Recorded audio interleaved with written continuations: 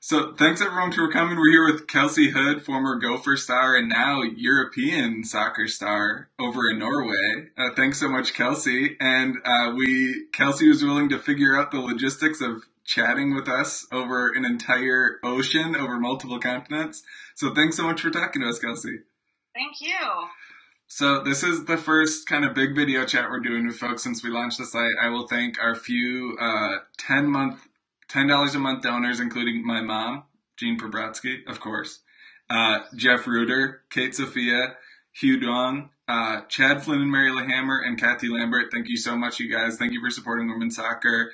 And Kelsey, you are like a big time European soccer star. You've been in Norway for several years now. So how did you end up going overseas in the first place? You had a really successful Gopher career, and then what was that moment like when you decided to try and go pro back when you graduated? Yeah, when I graduated, like everyone else, I was just trying to figure out what I want to do. I knew I always wanted to play, and I wanted to travel, and it was a great way to do that. At that time, the professional league, I went to a combine. I didn't get picked up. And then the year after that, I think the league folded. So it was kind of unstable at that point, and, I didn't get picked up. So I was like, I want to keep playing. And so I randomly had a childhood friend that was playing in Norway, and she was like, hey, we need a midfielder. Do you want to come over?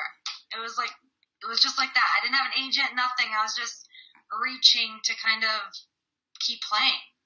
And then I ended up in the south of Norway. That was my first team. And how was that adjustment from, you were an all Big Ten level player, an All American level player in, at a major Division I school. What was the transition like for you on the field in terms of level of play from going to, competing in the Big Ten in the national tournament to, just jumping over there, jumping in? They say they need a midfielder and you get on the field. What's it like when you start training and playing? Yeah, it's different. It is. I think it took me, a year. The first year I played here, I played in the midfield, but I wouldn't say I had a great season. It was an adjustment period where, you had to get. It was very fast. It was very physical. It was, it was. I'm trying to explain. It was. I didn't adjust well. I wanted to play the type I was used to, and it probably took me the first. I remember probably the last 3 games. I was like, okay, I'm finally getting into it. But it took an adjustment period, and I could definitely say my first year was not a great year for me. Well, and what's that? You have the transition on the field, but then off the field, you're in a whole new country. Which of those things was like a bigger adjustment? What was off the field like coming in, especially as someone so young? Out of school, anyone out of school has that transition phase of like, being an adult or whatever you'd call it. But what was that like off the field, adjusting to a new country?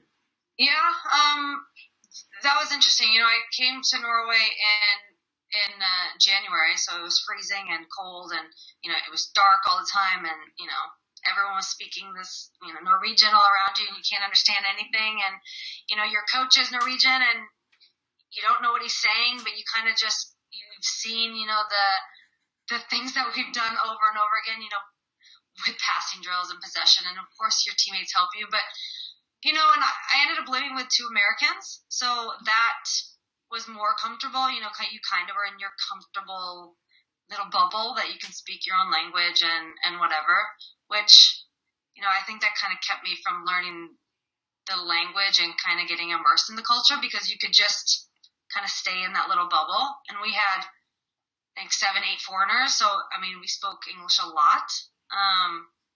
But it was cool. I lived in like a basement of a Norwegian family, and they kind of took us in and made us their daughters. So it was interesting. I learned how to drive stick in Norway with like a brand new with a VW, I think it was. We ruined that car. 3 girls who've never driven stick. So, here you go. And we were like YouTubing things and asking. I mean, it was hilarious, but it was so much fun. Well, and that was that initial transition, but you've been there a while, and you've even been back to the States and then back over to Norway again, right? So you had at least one stint over in Vancouver, is that right? And you even came back for a stint in Minnesota where you were kind of assistant coaching, and were you also playing with the Lightning, a former kind of women's team? Yep. Yes. After my first year in Norway, we went bankrupt. Actually, right after the summer. So, it was, that was interesting. And then I ended up coming back, and I was like, I want to go back home for a little bit. I didn't, ever think I was going to stay here. And then I played for Vancouver, and that was great, and then after that, I came back to Minnesota for a bit. Again, still trying to figure out what I wanted to do, but still wanted to play. And then, I was out in Boston for a while, and then down in Texas.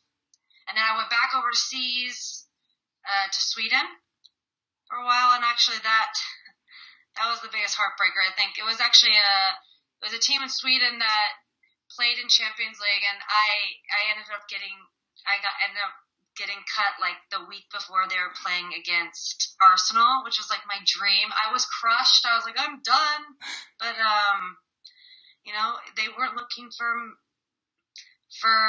the type of player I am, and I had to accept that, and I moved on. Mm-hmm. So. And you, since you mentioned the type of player you are, you largely play holding midfielder, or that was kind of where you play? Is that kind of, what kind of system do you play, and what kind of role do you play in that system now? Well, okay, so I'm like playing now, but I'm not full time. I played my last full time team was 2 years ago. Mm-hmm. So I'm just kind of playing in a first division team and helping out and coaching as well. But now I'm back in the midfield, which is funny because I was playing center back for a while. But so I had to get in shape, and like now I'm back in the midfield, and so I've kind of played in the back and in the midfield, but I think center back has always been something that as the older I got, the less running I wanted to do, and just kind of sit back and read the game and play simple. So.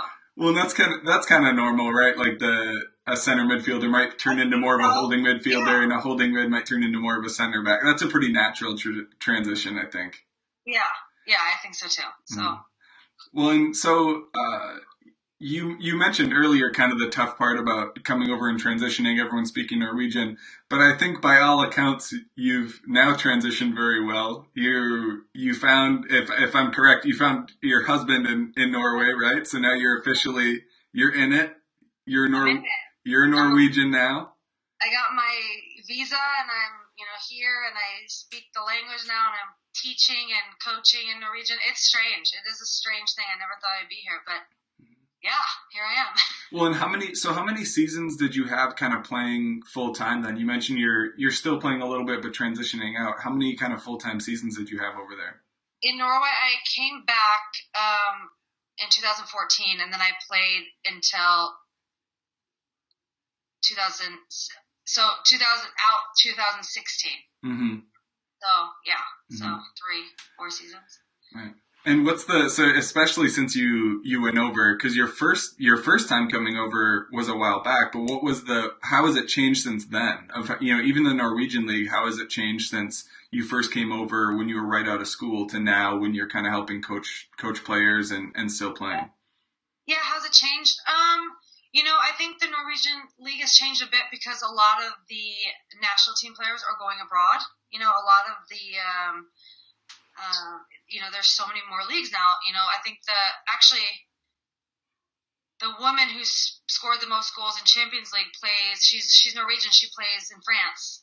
And so more and more are trying to go overseas because it's better paid. A lot of girls here have full-time jobs, and then they go to training every night, and then they go and travel every single weekend, and it's from January to November. So, it's not easy. You have to really love to play here as a Norwegian. So I think now there's more opportunity. It's a little bit more international than it was, because when I first came in 2010, I think me and my two teammates were like the foreign team, but we were the only real foreigners, I felt like, in the league. Mm-hmm. So now it's more diverse, I would say. Mm-hmm. Well, and you mentioned that, I mean, women have full-time jobs, so obviously the people aren't getting rich playing the game over there, but I don't think, almost no women are getting rich playing soccer anywhere, unfortunately. But is it something where when they bring in new players, do they help them with like housing, or how do they try and make it work for some new folks? Like when you came over, how did you even make it work financially? Well, being outside the EU, we have to get paid a minimum, and you can live off of it. I mean, it's something you have to be able to. It's like the bare minimum, but over here everything is it's pretty expensive, and it's livable. So they give you, it depends on the club as well. But I know Katie Bethke, for instance, she played on a team, and actually that was one of the wealthier clubs in Norway. You can get an apartment, you can get a car, you can get, everything paid for.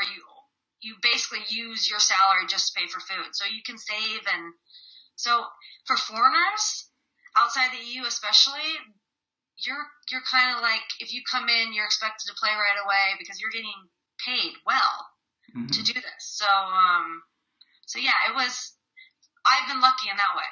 And when you say the minimum, you mean just like you get like a minimum wage in the country, right? You mean just like you're a professional, so you have to be paid something.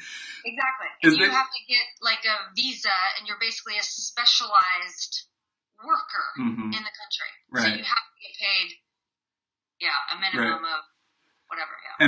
And for anyone who thinks minimum wage sounds like not that much money, we just had a story in Minnesota where the St. Paul Saints are trying to get exempted from paying the minimum wage because they're like technically what they pay minor league baseball players is below minimum wage. So for people who think like minimum wage is like, oh, that's not very much money.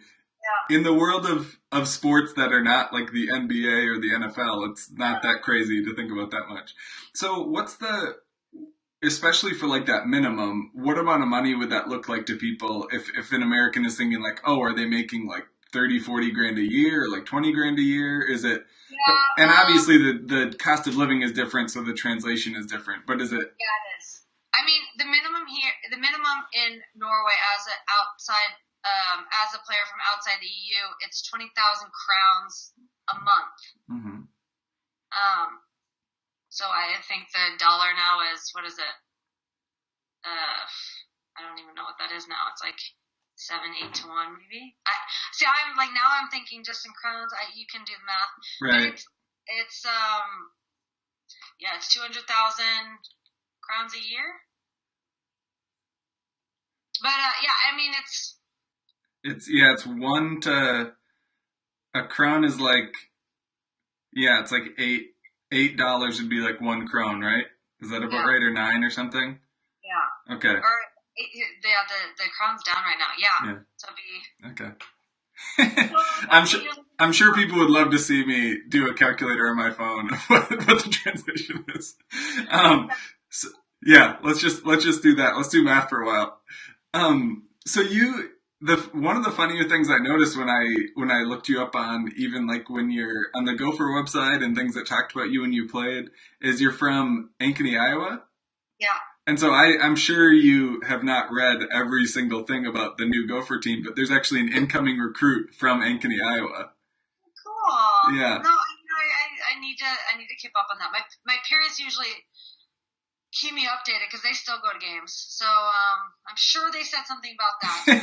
They need more Iowans on the Gophers. They're good people. Yeah. Well, there's a lot of D1 programs down in Iowa too. How did that process? I mean, recruiting I think generally has gotten younger and earlier and kind of crazier, but kind of absurd almost. But back when you were kind of going through that process, how did you end up deciding to go to the U? Yeah, I think I probably I think my age was the last to do their 5 official visits. Like I was able to do that, as a senior or as a junior or whatever. Yeah, whatever. Mm-hmm. And it was just the visits. Like I always wanted to go far away. I was like, I'm going to get on a plane and get out of here. But I went on my official visit to Minnesota, and Haley Lynch was my host, and it was the most fun I think I've ever had.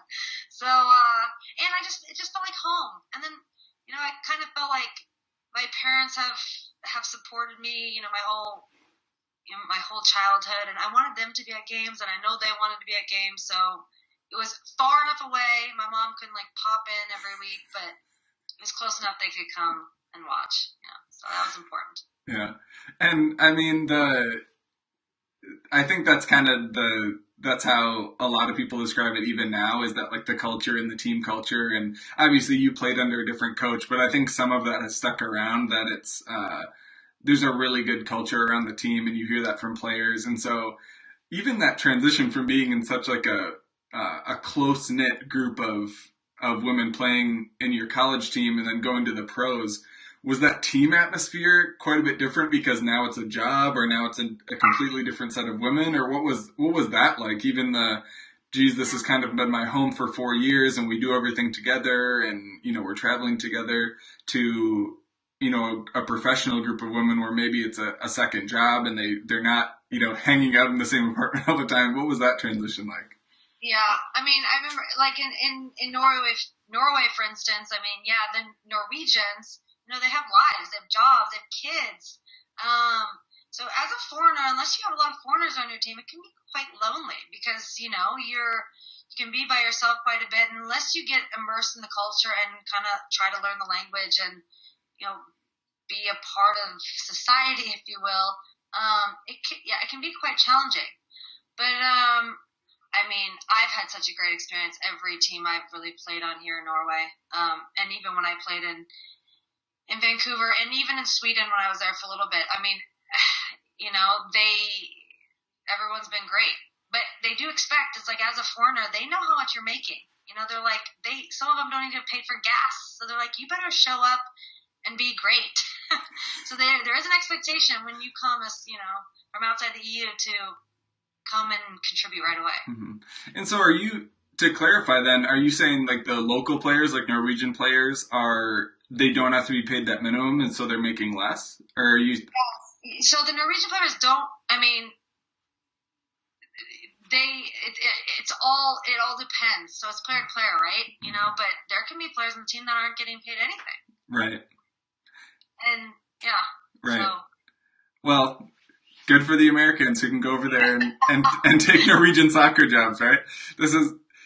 And so I always think that the Gophers now, the current crop of Gophers, we really have a lot of top Big Ten talent. They've been very competitive the last few years, and I always kind of over assume because they're so good that they would just want to play professionally. But I think players have a tough time grappling with kind of what it will mean to try and make it in the game professionally, and the different steps you'll have to take. But your position now to have a nice direct pipeline of taking all these Minnesotans and bringing them over to Norway. What would you say if there was kind of current Gophers or current D1 players thinking about playing pro? What would you tell them to consider?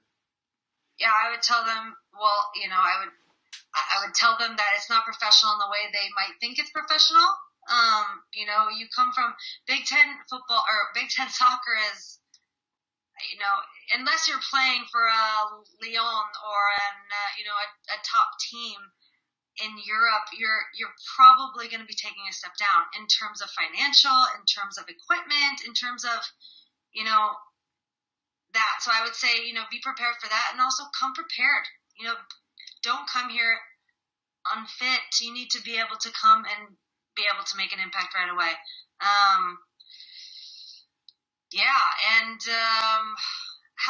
Do something while you're playing. That's what I made the mistake is, you have so much time. I have my bachelor's degree, and I'm now going back to get my master's, but I could have been doing that when I was playing.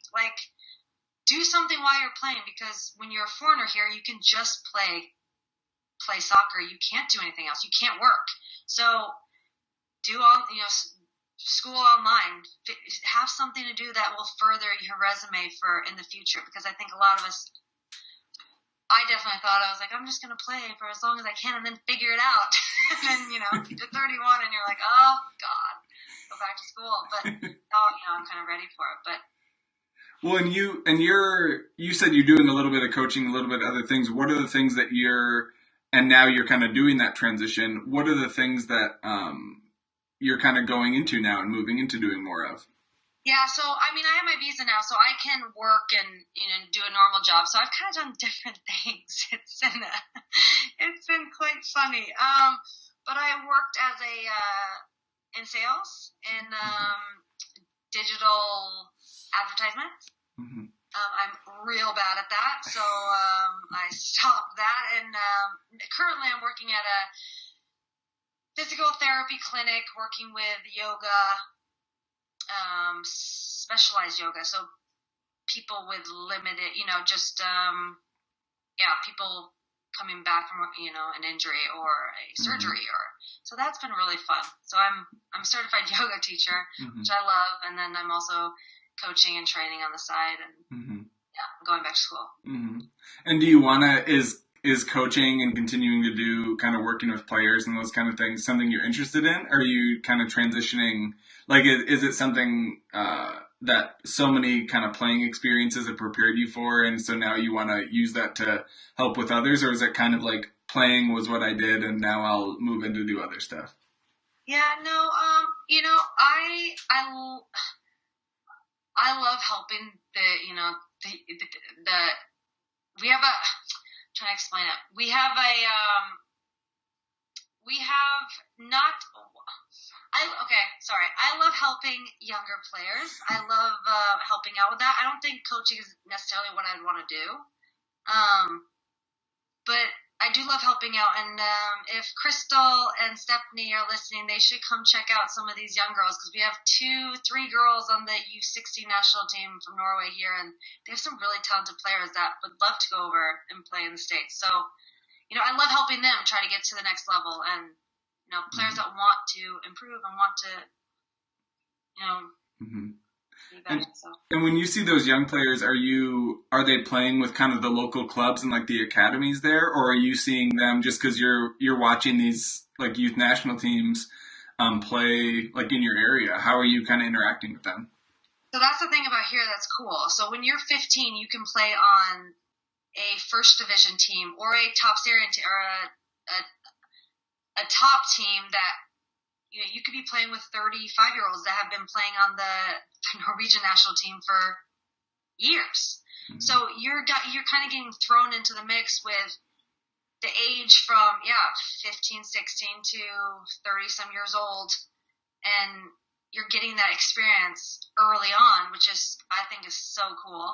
But it's not always easy, because when you're 15, 16, you struggle against players that are big, stronger, faster than you, but you have to learn quick on how to play, how to be smart, and so I think it's an advantage, to be honest. I think they don't have the club systems like we do back home. They do, but they don't. If you're good enough, you play in with like adults. You play in like my God, I can't even explain it. You go out of your club and you get like thrown in together with older players with on a different club team. And that's still a club team. It's not like playing in the Norwegian league. It's just like a higher level of club. No, it's like in the Norwegian league, so they get to play in like the league I played in. As a maybe they're not playing that much, but as a 16-year-old, they're able to sit on the bench and train every day with players that have a lot of experience, and they can learn from them. So that's cool. And they can be bullied by you. You can push them around a little bit. Make them pump the balls up like they should. Earn their stripes a little bit. Exactly. Well, is there anything else we haven't talked about that much? I mean, I always think too, playing in Europe, one of the differences, even playing in the Big Ten, you have to travel so much. I would imagine there's a lot less travel even, just because Norway is a fairly, like, compared to the whole Midwest of the Big Ten footprint, I would imagine the travel and things are a little less too. Are you guys mostly just like training to games or busing to games, or what's that like? Yeah, I mean, you fly, bus, and then they do their preseason in Spain. So you do travel a little bit, but once you get into season, it's like this weekend we're playing a game in the north of Norway, and you think it's way up north, but it's like a 2-hour flight, and that's like a long flight here, you know. So, so it's not, it's nothing compared to the Big Ten travel, but Right. nice. Yeah. Well, and we'll pretend, since you're the only person that I've spoken to living in Norway, we'll pretend that you're the head of like Norway's Chamber of Commerce. What should people? Why should Minnesotans go over there and visit Norway? What's it been like living there? I mean, because clearly you've enjoyed it enough to stick around, or maybe that's what happens when you marry someone from Norway. But what's it been like living there even now? Because you're really kind of settled in. Yeah, I mean, Norway's beautiful. It's gorgeous. It's like, and there's so many. I mean, it's good soccer too. I mean, if you play on the right teams with the right coaches, you're going to be challenged. You're going to see a whole different type of play. I mean, I just encourage people to come to Europe. Like, just go use that time as a player to travel the world as well. Play the game you love, travel, have fun, see different styles of play. So you're just, a more well-rounded player afterwards. Mm-hmm. But yeah, come to Norway and visit me down south. No, I mean, Norway's beautiful. Mm-hmm. And what city are you in, I guess, or where are you in Norway? Yeah, I'm in the south. I'm in Grimstad, it's called. It's